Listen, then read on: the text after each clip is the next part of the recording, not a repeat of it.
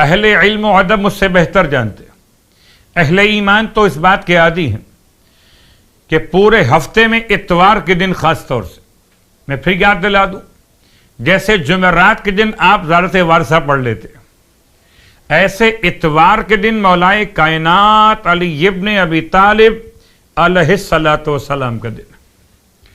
اور یہ بات یاد رکھیں کہ مولائے کائنات کے نام سے منسوب دن ہو اور اس دن میں مولا کے چاہنے والے خطائیں کر رہے ہوں، معصیت کر رہے ہوں، یقیناً یہ ناقابل برداشت عمل ہے مولا کے لیے۔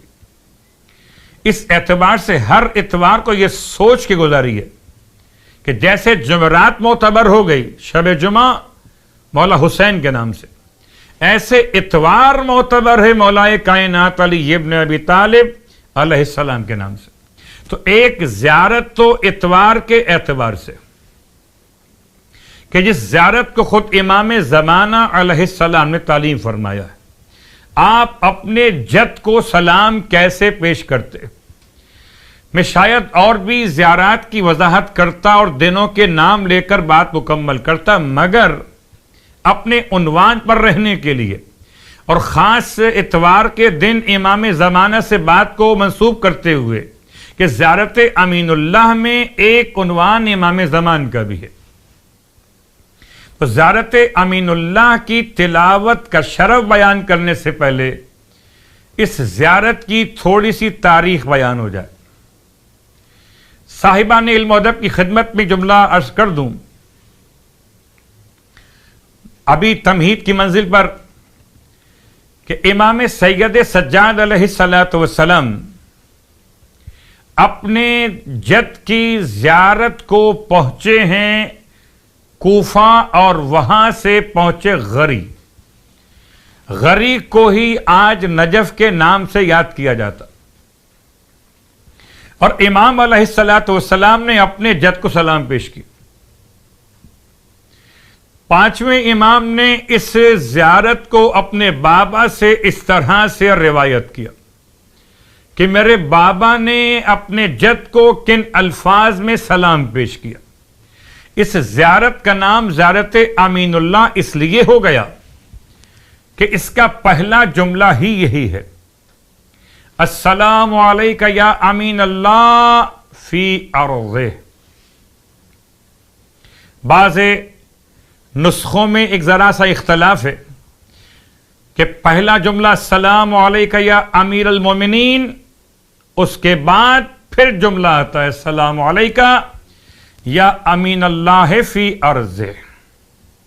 بہرحال یہ دو روایات کا اپنے مقام پر الفاظ کا اختلاف، لیکن زیارت امین اللہ امام سید سجاد علیہ السلام کا دیا ہوا عظیم الشان تحفہ ہے، جیسے زیارت وارثہ امام جعفر صادق علیہ السلام کا دیا ہوا تحفہ۔ لیکن زیارت امین اللہ کے پڑھنے کی فضیلت بیان کی خود مولا نے۔ ارشاد فرماتے ہیں پانچویں امام محمد باقر علیہ السلام کہ اگر کوئی انسان مولائے کائنات کے حرم میں یا کسی ایک معصوم کے حرم میں اس زیارت کی تلاوت کرے، اور تلاوت جب کرے تو خدا اس کے نامہ اعمال میں کیا عطا فرمائے گا؟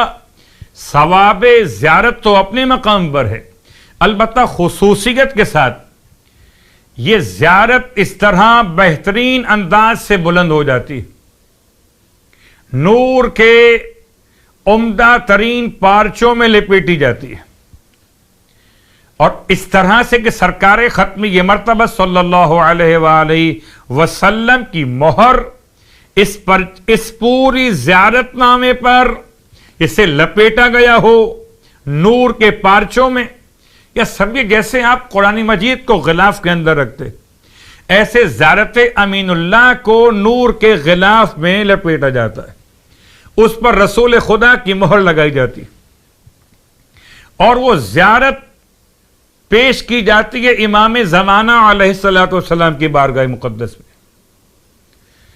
اور جب انسان زائر خدا کی بارگاہ میں پہنچے گا تو اس کے لیے خدا کی طرف سے یہ تحفہ دیا جائے گا. کیا عمدہ ترین جملے.